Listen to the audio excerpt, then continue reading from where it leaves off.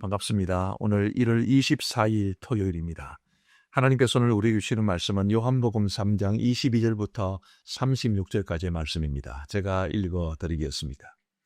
그 후에 예수께서 제자들과 유대 땅으로 가서 거기에 함께 요하시며 세례를 베푸시더라. 요한도 살렘 가까운 에논에서 세례를 베푸니 거기 물이 많음이라. 그러므로 사람들이 와서 세례를 받더라. 요한이 아직 옥에 갇히지 아니하였더라. 이에 요한의 제자 중에서 한 유대인과 더불어 정결 예식에 대하여 변론이 되었더니 그들이 요한에게 가서 이르되 랍비여, 선생님과 함께 요단강 저편에 있더니 곧 선생님이 증언하시던 이가 세례를 베풀매 사람이 다 그에게로 가더이다.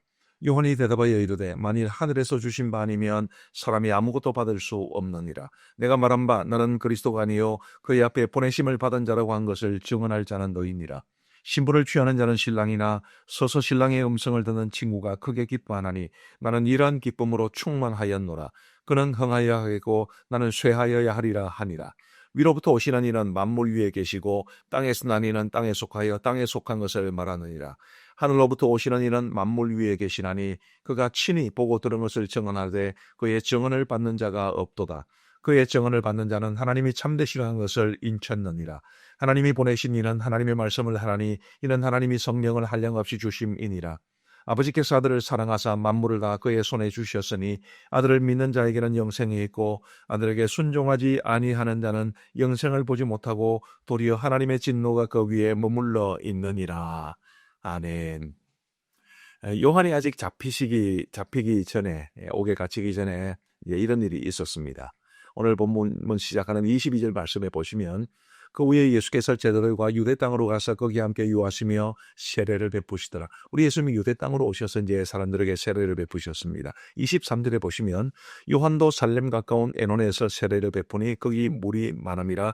그러므로 사람들이 와서 세례를 받더라. 요한도 살렘 가까운 에논이라는 곳에서 그곳이 이제 물이 많은 곳이었는데 그것은 이제 세례를 베풀고 있었습니다. 근데 26절 말씀에 보시면 그들이 요한에게 가서 이르되 랍비여, 선생님과 함께 요단강 저편에 있더니 곧 선생님이 증언하시던 이가 세례를 베풀매 사람이 다 그에게로 가더이다. 세례 요한에게 와서 세례 요한을 따르던 많은 사람들이 예수님에게로 가고 만약에 예수님이 아니었다면 세례 요한에게 세례를 받았어야 할 사람들이 이제 예수님에게 세례를 받게 되었기 때문에 이제 그것에 대한 이야기를 하는 것입니다. 다소 이제 좀 뭐랄까요, 이렇게 긴장이 되겠죠. 아니, 우리 스승님 세례 요한에게 세례를 받아야 될 사람들이 왜 저 사람에게 가서 세례를 받느냐, 이제 이런 좀 걱정스러운 그런 긴장감이 좀 묻어납니다. 이제 거기에 대해서 이제 세례 요한이 어떻게 대답했는가라는 것이 중요한데요. 27절 말씀에 보시면 만일 요한이 대답하여 이르되 만일 하늘에서 주신 바 아니면 사람이 아무것도 받을 수 없느니라 이렇게 말씀하시면서 28절에 내가 말한 바 나는 그리스도가 아니요 그의 앞에 보내심을 받은 자라고 한 것을 증언할 자는 너희니라. 신부를 취하는 자는 신랑이나 서서 신랑의 음성을 듣는 친구가 크게 기뻐하나니 나는 이러한 기쁨으로 충만하였노라. 30절 그는 흥하여야 하겠고 나는 쇠하여야 하리라 하니라. 이게 참 위대한 믿음의 고백이 아닐 수 없습니다. 아주 쉽게 말씀을 드리면 그분이 잘 되는 것이 나에게는 기쁨이다. 그래서 그분은 흥하여야 하고 나는 쇠하여야 하리라. 세례 요한은 어쩌면 이렇게 자신에게 주어진 본분을 잘 지켰는지 정말 감동이 됩니다. 한때 우리나라에 공자가 죽어야 나라가 산다, 뭐 그런 제목의 책이 아주 유행을 했고, 그래서 이제 그런 이야기를 이제 많은 사람들이 패러디를 해가지고 목사가 죽어야 교회가 산다 그렇게 말씀하시는 이제 목사님도 계셨고, 장로가 죽어야 교회가 산다 그렇게 말씀하시는 장로님도 계셨습니다. 그러나 그렇게 말을 하는 것 자체도 뭐 그렇게 나쁜 일은 아니지만 아무리 많은 말을 해도 아무리 구호를 높이 외쳐도 실제로 우리가 세례 요한처럼 바로 이런 마음 자세, 그분은 흥하여야 하겠고 나는 쇠하여야 하리라, 이런 마음 자세를 실제로 우리의 삶과 교회를 섬기는 일에 적용하는 것은 별개의 문제고, 근데 실제로 그렇게 되어야 정말 우리 주님의 영광이 드러나지 않겠는가 싶습니다. 여러분 어떻습니까? 만약에 어떤 교회를 하다가 내 생각과 다른 생각을 가진 사람이 있고 그리스도 사람의 생각이 아주 팽팽하게 대립을 합니다. 근데 이제 제가 쭉 지켜본 바로는 교회 안에서 어떤 의견 대립이 있거나 갈등이 일어날 때 다 자기가 옳다고 합니다. 다 자기가 주님 뜻에 맞다고 생각하고 다 자기가 하나님의 영광을 위하여 한다고 생각하고. 그래서 이게 교회 문제가 잘 해결되지 않는 건데, 만일 어느 순간 내 마음속에 하나님께서 저 사람을 통해서도 하나님의 뜻을 보여주실 수 있지 않을까? 혹은 저 사람의 생각이 맞을 수도 있지 않을까? 내 마음속에 그런 생각이 있지 않더라도 주위의 사람들이 이제 그만하시라고, 저 사람의 말도 한번 귀를 기울여 보시라고 그렇게 말을 했을 때 정말 그래 해야 되겠구나, 그런 생각을 혹시 가질 수 있겠습니까? 그런 생각을 가져야 되는 거지요. 그게 그는 흥하여야 하겠고 나는 쇠하여야 하리라. 비록 내 생각이 받아들여지지 않더라도, 비록 나에게는 좀 손해가 있더라도 주의 교회가 바르게 서고 주님의 영광을 받으실 수 있다면 나는 그렇게 해야 되겠다, 할 수 있겠다. 그런 마음 자세가 우리 가운데 있는 것이 바로 세례 요한의 이런 모습을 통해서 하나님이 우리에게 주시는 교훈이라고 생각을 합니다. 그런 측면에서 여러분, 이 30절 말씀은 정말 우리 인생의 표로 좀 삼아야 할 말씀입니다. 그는 흥하여야 하겠고 우리 예수님은 흥하여야 하시겠고 나는 쇠하여야 하리라. 내가 죽어서 주님이 흥할 수 있다면, 내가 죽어서 주의 영광이 드러날 수 있으면 기꺼이 그렇게 하겠습니다. 그런 마음 자세 우리 모두에게 있게 되기를 우리 주님의 이름으로 축복합니다. 다음으로 살펴볼 것은 참 오늘 이 본문을 통해서 믿음에 대해서 굉장히 많은 것을 생각하게 됩니다. 32절 말씀에 보시면 이제 세례 요한이 한 말인데요. 그가 친히 보고 들은 것을 증언하되 그의 증언을 받는 자가 없도다. 우리 예수님은 친히 보고 들으신 것을 증언하셨습니다. 그분이 영원 전부터 영원까지 성삼위일체로서 하나님과 함께 계신 분이시기 때문에 그분이 친히 보고 들으신 것, 그게 진리죠. 그것을 증언했음에도 불구하고 그의 증언을 받는 자가 없다라고 세례 요한은 이야기를 했습니다. 여러분 혹시 그런 생각 가져보신 적이 없었습니까? 저는 어릴 때 혹은 젊을 때 참 나도 우리 예수님을 한번 직접 봤으면 좋겠다, 꿈으로라도 한번 봤으면 좋겠다, 그런 생각을 했던 적은 있는데 혹시 여러분들은 그런 생각을 가진 적은 없습니까? 근데 우리 생각으로는 정말 그러면 더 잘 믿을 것 같은데, 실제로 예수님이 오셨고 실제로 예수님이 그 음성을 통해서 하나님 나라의 진리를 말씀해 주셨음에도 불구하고 그의 증언을 받는 사람들이 많지 않았다. 이것은 믿음이 얼마나 어려운지를 말해줍니다. 그런 어려운 믿음을 우리가 갖게 되었으니 얼마나 감사합니까? 또 36절 말씀에 보시면 아들을 믿는 자에게는 영생이 있고 아들에게 순종하지 아니하는 자는 영생을 보지 못하고 도리어 하나님의 진노가 그 위에 머물러 있느니라. 믿음은 우리에게 영생을 가져다 주지만 아들에게 순종하지 아니하는 자, 믿지 아니하는 자는 영생을 보지 못하고 하나님의 진노가 그 위에 머물러 있다고 했으니까 믿음이 얼마나 가치가 있습니까? 하나님의 진노 대신 영생을 우리에게 주시는 것이니까 믿음이 얼마나 가치가 있습니다. 앞서 말씀드린 것처럼 믿음은 정말 어려운데 그 믿음을 가지고 있으면 하나님의 진노가 아니라 영생을 받게 되니 이 믿음의 가치가 얼마나 크고 놀랍습니까? 사실 요한복음은 믿음을 굉장히 강조합니다. 근데 우리가 그 믿음을 가지고 있다는 사실이 정말 저와 여러분들에게 감사거리가 될 수 있기를 간절히 바랍니다.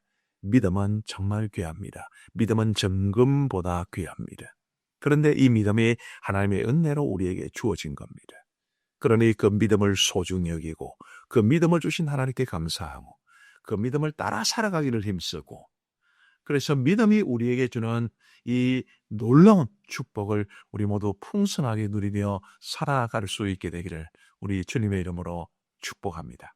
자, 세 번째로 살펴볼 것은 다시 한번 36절을 보시면 아들을 믿는 자에게는 영생이 있고 아들에게 순종하지 아니하는 자는 영생은 보지 못하고 도리어 하나님의 진노가 그 위에 머물러 있느니라. 이렇게 말씀하시는데 조금 이상하지 않습니까? 앞에 믿음을 이야기했다면 뒤에도 믿음을 이야기해야 정상이 아니겠습니까? 아들을 믿는 자에게는 영생이 있고 아들을 믿지 아니하는 자는 영생을 보지 못하고, 이렇게 이야기를 하시거나, 혹은 아들에게 순종하는 자에게는 영생이 있고 아들에게 순종하지 아니하는 자는 영생을 보지 못하고, 이렇게 돼야 정상일 것 같습니다. 그래서 믿음이면 믿음이고 순종이면 순종이고 이렇게 되는 것이 맞는 것 같은데 우리 예수님께서 말씀하시기를 아들을 믿는 자에게는 영생이 있고 아들에게 순종하지 아니하는 자는 영생을 보지 못하고 이렇게 말씀하셨습니다. 무엇을 의미할까요? 믿음과 순종은 같은 것이라는 것을 말해 줍니다. 우리가 순종으로 구원해 줄 수 있는 건 아니죠. 그런데 그 순종이 바로 믿음에서 나오는 순종일 때 그 순종은 매우 큰 가치를 지닙니다. 믿음은 반드시 순종으로 이어져야 하고 순종은 다른 말로 행함이라고도 할 수 있습니다. 순종이나 행함은 믿음에서 비롯되어야 합니다. 여러분 성경은 우리에게 착하게 살자, 바르게 살자 그걸 강조하는 그것이 아닙니다. 그냥 무단히 아무 근거 없고 아무 이유 없고 아무 원천 없이 그냥 순종, 그냥 행함, 그냥 착하게 사는 것, 그냥 바르게 사는 것 그건 하는 것이 아닙니다. 믿음에서 나오는 순종 이것을 강조하는 것이고 또 반드시 믿음은 순종으로 이어져야 한다는 것을 말해 줍니다. 여러분 순종하지 아니하는 믿음 말이 되나요? 자, 이런 거는 한번 어떻습니까? 네모난 동그라미 말이 되나요? 툴로는 쓸 수 있겠죠. 네모난 동그라미. 말이 안 되는 이야기. 마찬가지로 순종으로 이어지지 않는 믿음은 말이 안 되는 것입니다. 그동안 안타깝게도 우리 한국교회에서 이 믿음과 순종 혹은 믿음과 행함을 너무 다르게, 너무 별개의 것으로 이해를 했기 때문에 많은 어려움이 있었습니다. 그래서 저 사람은 믿음은 좋지만 삶은 별로야. 혹은 저 사람은 믿음은 참 좋지만 행함은 별로야. 그런 이야기를 하는 경우가 종종 있었는데 그렇지 않습니다. 그런 말은 앞뒤가 안 맞는 말입니다. 그래서 정말 내가 바른 믿음을 가지고 있으면 그 믿음에서 순종이 나와야 한다는 것을, 순종을 낳는 믿음이어야 한다는 것을 저와 여러분들이 꼭 기억하시고 우리의 믿음에서 순종으로 이어지는 그런 아름다운 삶이 되기를 주님의 이름으로 축복합니다. 단 여기에는 조건이 하나 있습니다. 우리는 보통 이제 겉으로 드러나는 모습만 보는 경향이 있습니다. 이 무슨 말씀이냐면 이제 만약에 이제 순종의 척도를 숫자로 나타내서 처음부터 사실은 5 정도에서 출발하는 사람도 있을 수 있어요. 착하고 유순하고 남의 말 잘 듣고 그런 사람은 5 정도부터 시작하는 겁니다. 근데 굉장히 교만하거나 혹은 고집 세거나 혹은 원래 좀 못된 성격이나 그런 분들은 1에서 시작한다고 봅시다. 근데 이 5라는 사람이 예수님을 믿어서 한 6이나 7 정도 갔다고 치고 1 정도 되는 사람이 예수님 믿고 순종해서 4나 5 정도 갔다고 치십시다.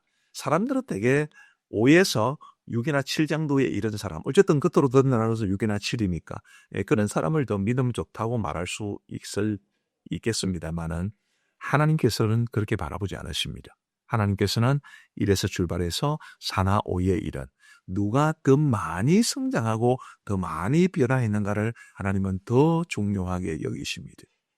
그러므로 우리 성도 여러분, 지금 현재의 모습보다는 겉으로 드러나는 모습보다는 내가 지금 얼마나 순종하려고 노력하고 있는가, 내가 그런 순종을 통해서 얼마나 내 삶이 좀 더 많이 변화되었는가 여기에 좀 관심을 가지시고 우리 안에 역사하시는 성령님을 따라서 점점 더 많이 순종하고 더 많이 변해갈 수 있기를 주님의 이름으로 축복합니다.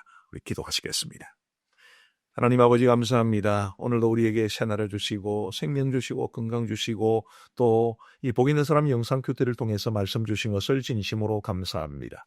아버지 하나님 우리도 세례 요한처럼 우리 예수님은 흥하여야 하겠고 나는 쇠하여야 하리라는 믿음과 그런 자세를 가지고 살아갈 수 있도록 도와주시고 이 귀한 정금 같은 믿음을 주신 하나님 앞에 감사하며 그 믿음을 소중히 여기며 믿음대로 살아갈 수 있도록 도우시고 참된 믿음은 순종으로 이어져야 한다는 것을 기억하게 하시고 순종하며 살아갈 수 있도록 도와주옵소서. 오늘도 우리 복 있는 사람 영상 교태에 참여하신 모두의 하루의 삶을 기억하시고 그 가정을 복주시고 가족들에게 은혜를 베풀어 주시고 섬기는 교회 위에 한량없는 주의恩宠 베풀어 주시고 그 모든 생업 위에도 복을 내려 주시옵소서.